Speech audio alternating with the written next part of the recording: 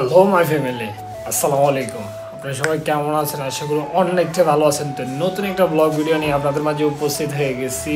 তো আজকে কিছুক্ষণ আগে রান্না বান্না করছি, সকালবেলা কিছু খাইনি। গতকালকে যে মেলা গেছিলাম, হালকা কিছু আঙ্গুলি বলে আমার নোয়াখালীর ভাষায় আঙ্গুলি আনছিলাম, আইনা ওগুলা খাইছিলাম, অল্প কয়টা ছিল ওটা খাইছি। খাওয়ার পরে এই যে এখন ভাত খেতেছি, আলু ভাজি এবং কি এই যে আপনার ভাত খাবো। আলু ভাজি দিয়ে আমি ভাজি করছি হচ্ছে ডিম দিয়া, ডিম আছে না, ডিম দিয়ে আলু ভাজি করছি। আসলে সত্যি কথা যেটা ফুল পেটে খিদে লেগে গেছে। তো গাইজ অবশেষে দোকান নিয়ে বের হলাম। দুপুরবেলা খাওয়ার দাওয়ার খেয়ে মানে সব কিছু রেডি করে রেখে তারপর দোকান নিয়ে বের হলাম। সত্যি কথা যেটা এখন এই যে হাতের মধ্যে একটা ব্যাগ আছে, এটা নিয়ে যাব হচ্ছে আমার যে পুরাতন যে বিল্ডিংটা থাকতাম ওটাকে কাছে যাব। ওখানে নিচে গাড়িটা আজকে গতকালে ব্যবসাতে যায়নি। গতকালকে ব্যবসাতে না যাওয়ার কারণটা হচ্ছে 16 ডিসেম্বরে আমি যে জায়গায় দোকানদারি করি ওই জায়গায় মানুষজন হবে না, অফিস আদালত হতে সব কিছুই বন্ধ, এই জন্য যাওয়া হয়নি। আশা করে ইনশাল্লাহ যে গতকালকে যে মেলার যে ব্লগটা দিচ্ছি আপনাদের থেকে আশা করি অনেকটাই ভালো লাগছে। তো গাইজ এখানে আসলে আমি সত্যি কথা যেটা প্রতিদিন দোকানে যাওয়ার সময় একটা চা খেয়ে যায়, চাটা খুব ভালো লাগে আমার। নিজের এখানে 1 প্লাগ চা আছে পুরা, তবুও আমি আমার এই দুধ চাটা খাই। সত্যি কথা যেটা সবাই বলো রং চা খেলে ঘুম ভাঙে, আমার রং চা খেলে আমার ঘুম আসে, এই জন্য দুধ চা খাই বেশিরভাগ। যে দুধ চা খেলে একটু ঘুমটা মানে কাইটা যায় আমার।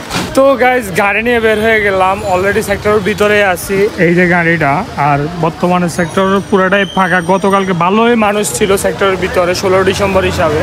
আর ওই পাশে কর্নারে একটা শ্যুট চলতেছে। আর আপনাদেরকে একটা বিষয় বলি, আমার আজকে সাবস্ক্রাইবার হচ্ছে 1224 জন দেখছি। ইনশাল্লাহ 100K পার হলে আমি আপনাদের জন্য পানি ভিডিও চালু করব। দেখতেছি যে আমার পানি ভিডিওগুলো আপনাদের কাছে এত পরিমাণে ভালো লাগতেছে, আপনারা যে পরিমাণে সাবস্ক্রাইব করতেছেন এবং যে পরিমাণে সাপোর্ট করতেছেন, সত্যি কথা যে অ্যামেজিং। আমি সবচেয়ে বেশি খুশি লাগতেছে হচ্ছে আপনারা আমার পানি ভিডিওগুলো আপনারা পছন্দ করতেছেন। তো ইনশাল্লাহ টার্গেট আছে যদি 100K দ্রুত করে তৈরি করে দেন তাহলে ইনশাল্লাহ পানি ভিডিও নিয়ে চলে আসবে। এবং পানি ভিডিওর জন্য আলিতে একটা চ্যানেল খুলবো, যে চ্যানেলের মধ্যে এক্সট্রা করে পানি ভিডিওগুলো আমি ছাড়বো, যেগুলো আপনাদের থেকে অনেকটা ভালো লাগবে।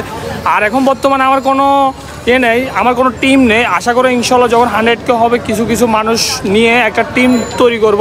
ওই টিম দিয়ে আমি একটা ফানি ভিডিও বা ফানি কন্টেন্ট তৈরি করার জন্য চেষ্টা করব।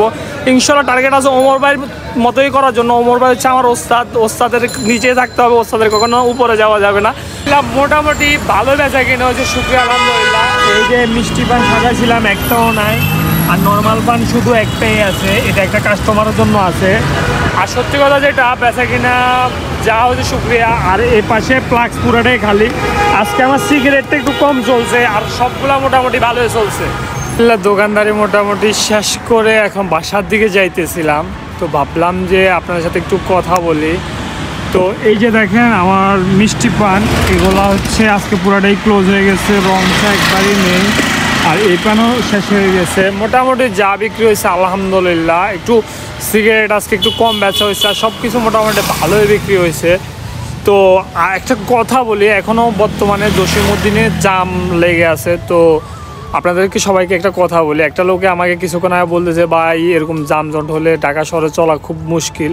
তো আমি তাকে একটা কথা বললাম যে ভাই এই যানজটের মূল কারণ হচ্ছে আপনি এবং আমি। এবার তখন উনি আমার বললো কেন? আমি তখন ওনারে বললাম যে ভাই আপনিও যখন রোডে নামেন তখন বলেন আপনিও সামনে দিয়ে যাবেন, যখন আমি রোডে নামি তখন আমিও বলি সামনে দিয়ে যাবো। যখন আমরা তাড়াহুড়া করতে গিয়ে কি রোডের মধ্যে একটা যানজট তৈরি করি, ওই যানজটের কারণে ঢাকা শহরে যানজট থাকে। আপনি আর আমি যতদিন ঠিক হব না ততদিন বাংলাদেশ ঠিক হবে না। মনে রাখবেন, আগে আমি নিজেকে তৈরি করতে হবে এবং আমি নিজে ঠিক হতে হবে, দেশের আইনগুলোকে মানতে হবে, তখন দেশ ঠিক হবে। কিন্তু আমরা মনে করি যে কি আমি একলা ঠিক হলে কি ঠিক হয়ে যাবে? আগে আপনি ঠিক হন না ভাই। আপনি শেখ হাসিনার দোষ দেন, খালেদা জিয়ার দোষ দেন, দলের দোষ দেন, আগে আপনি নিজে ঠিক কিনা সেটা বলেন, বা আমি নিজে ঠিক কিনা সেটা বলি। আগে আমি নিজে তো ঠিক নাই, আমি ফুটওভার ব্রিজ দিয়ে হেঁটে উঠি না, আমি মেন রোড দিয়ে চলন্ত গাড়ির সামনে দিয়ে রোড ক্রস করি। আমিও তো নিজে আইন মানি না, আমি অন্যজনের দোষ কী দেবো? সত্যি কথা প্রথমে আগে আমি আমার নিজেকে ঠিক করতে হবে, তারপর সব ঠিক হয়ে যাবো গা। আর আরেকটা বিষয় বলি, যারা আমার সব সময় ভিডিওগুলো দেখেন বা আমাকে একটু হলে আপনার অন্তরস্থল থেকে একটু ভালো লাগে আমাকে, তাদের জন্য একটা কথা বলি।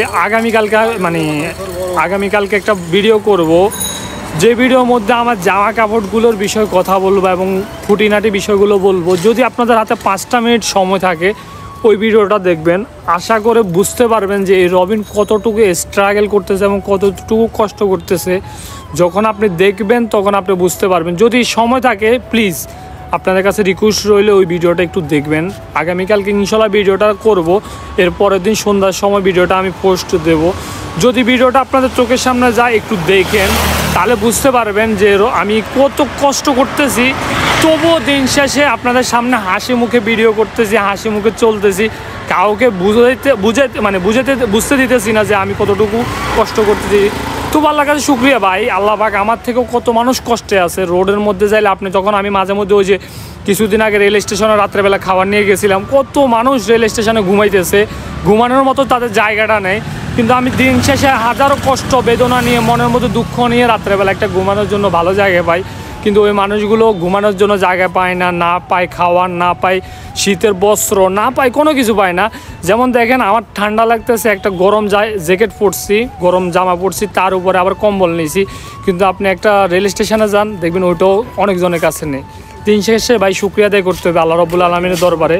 আল্লাহ পাক আপনাকে যে অবস্থায় রাখে শুকরিয়া আদায় করতে হবে। তো গাইজ আলহামদুলিল্লাহ দোকানদারি শেষ করে বাসা থেকে যাইতেছি স্পিড খাইতে খাইতে। আর ফারুকের দোকান থেকে অনেকগুলো মাল নিয়েছি গতকালকের জন্য, এগুলো নিয়ে এখন বাসায় চলে যাবো, লেট করবো না। তো আজকের জন্য ভিডিও এতটুকু। ভালো থাকবেন, সুস্থ থাকবেন এবং সবসময় নিজে দিয়ে খেয়াল রাখবেন।